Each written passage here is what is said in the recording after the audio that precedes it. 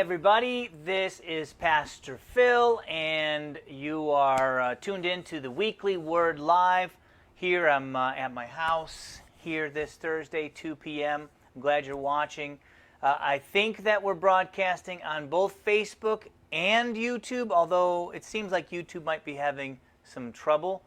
I don't know what that's all about. I did my best to try to get it out there. But either way, glad that you're watching. Do me a favor, if you're watching right now, do me a favor, put your name in the comment section where you're watching from. We'd be interested in knowing that, whether you're at home or at work somewhere, sitting in your car, maybe you're out of state, whatever. Glad to hear from you. And one more thing, let me know how you're doing on a scale of 1 to 10. So 1 being, oh man, this is driving me crazy. I can't be in quarantine any longer. I'm going to lose it.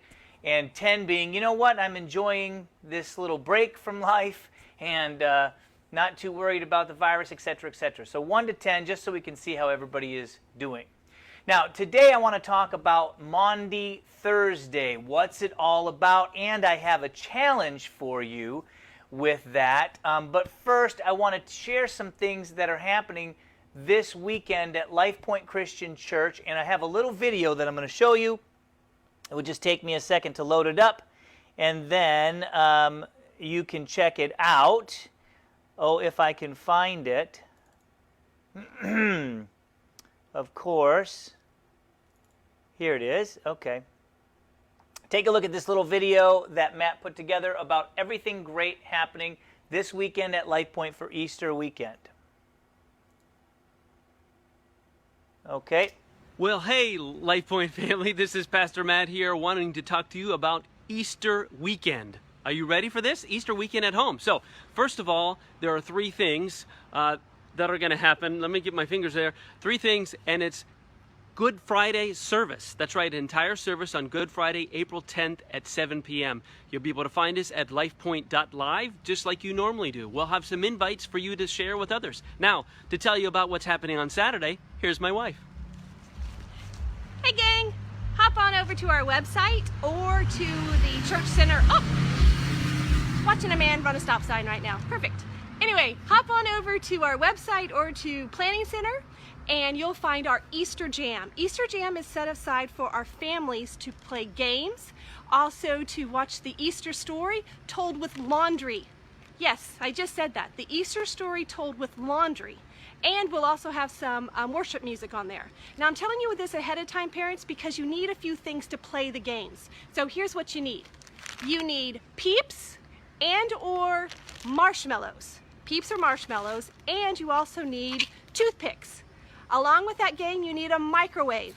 I want you to think about that for a moment. Peeps, marshmallows, and a microwave. Yep, it's gonna happen. The second activity, you need socks, lots of socks, 10 to 20 pairs, and a laundry basket. So again, on Saturday, jump over to our website or Church Planning Center and watch the Easter Jam video and have fun with your family. Okay, and of course the last thing is going to be on Sunday, which is Easter Sunday. That's right, April 12th at 10 a.m. is our Easter service going to be live. And you won't want to miss this. We're going to have some fun. We're going to have some kids saying some beautiful things online. Maybe your kid's going to be involved. But we want you to invite your neighbors, your friends, your online friends, anyone.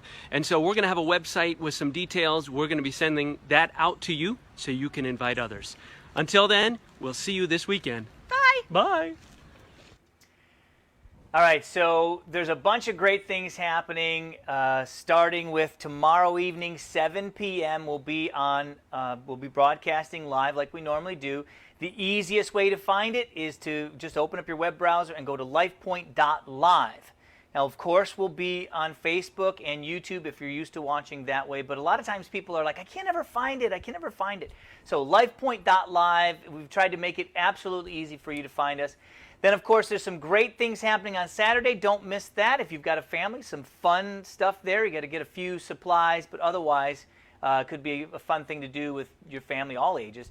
And then, of course, Easter morning, we'll stream one service at 10 a.m. We've got some exciting things in store. We've been working kind of Joel, our worship leader, has been working on some fun stuff, and we have an encouraging message for you, and we encourage you to invite your friends A lot of people will be looking for a church to watch on Easter. So weird that I just said that.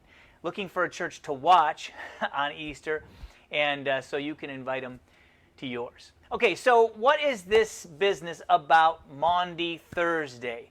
When I first heard about this, so I grew up in the Baptist church, and when I first heard about Maundy Thursday, it was like, isn't that kind of like a Catholic church thing? Or I didn't understand it.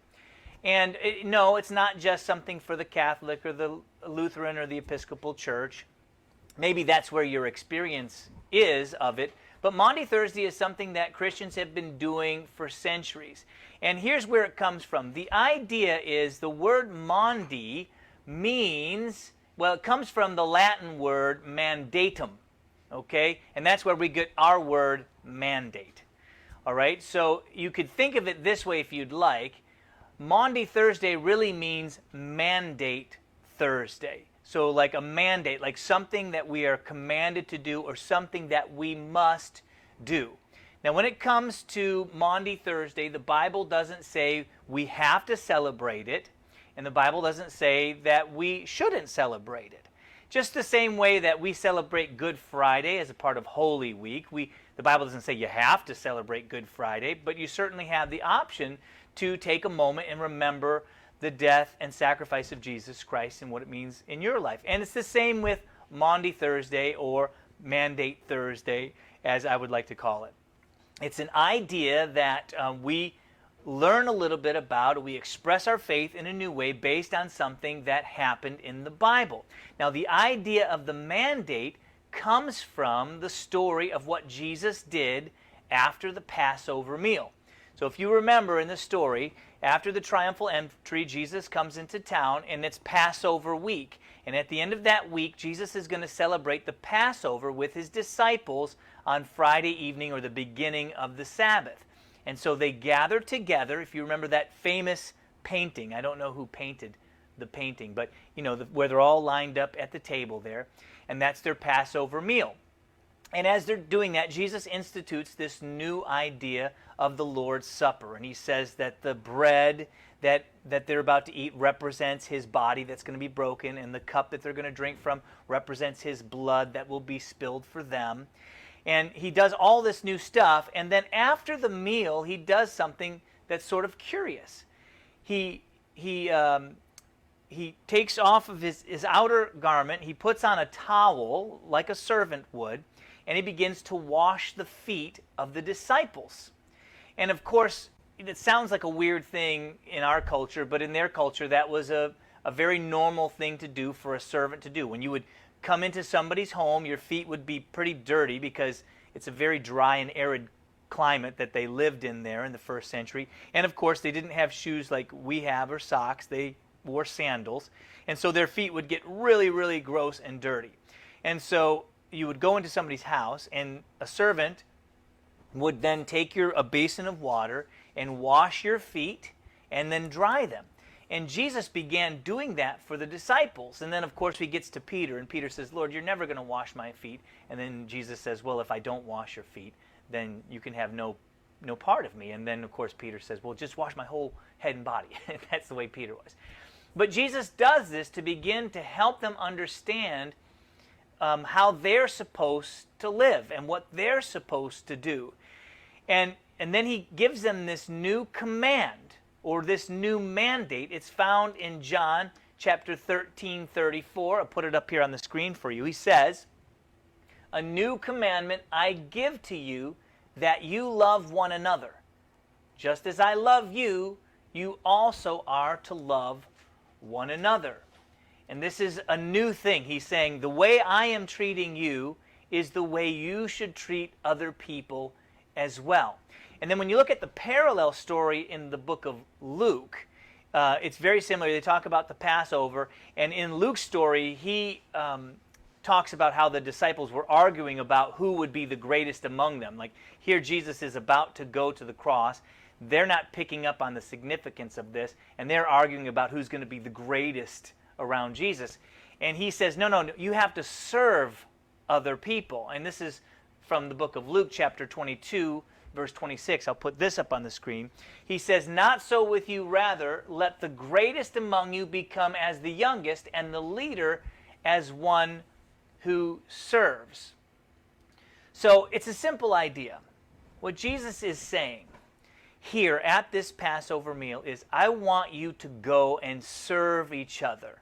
That's your new command. That's your new mandate. So, Maundy Thursday, it's simply a reminder for all of us to go serve somebody. Okay? Now, we don't have to wash their feet because that's not customary in our culture. But what can you do for somebody else that would be serving them if Jesus gave you that command? And so that's my challenge for you. Who will you serve this Holy Week, this weekend? It's a mandate. It's a mandate from Christ himself. It's a command. Who will you serve? And this is an interesting time that we're in, because if you're like me, you are in your home with your family. And you're probably relatively stuck together. You know, you probably can't go out and do too much. So you are forced into confinement with a group of people that, you know, and maybe things are getting tense, you know, in your house. So my question is, who can you serve? Well, start with the people closest to you. You know, start with if you're a guy and you're married, start with serving your wife. If you're a woman and you're married, start with serving your husband. If you're a kid and you've got brothers and sisters, are you ready for this? You can start with serving your brother and sister. Now, it might be something really simple. Here, you know, I would say, hey, you're going to go and you're going to do their dishes for the night. You're going to serve them that way. Or maybe you're going to prepare the meal. Maybe you're one of those guys and you don't cook too much and your wife does all the cooking. You say, honey, I'm going to do the cooking tonight. That's how I'm going to serve you. And then you dial up the phone and order a pizza. No, okay. You do something, right? I want you to think of that right now. Okay, how you can serve your brother, how you can serve your sister, how you can serve your husband, how you can serve your wife. Kids, you could serve your parents in some way, maybe do some extra chores or things like that. And I know there's not too many opportunities to maybe get out into the neighborhood and do things, but I want you to think about that this Maundy Thursday or this Mandate Thursday. How can you serve somebody else?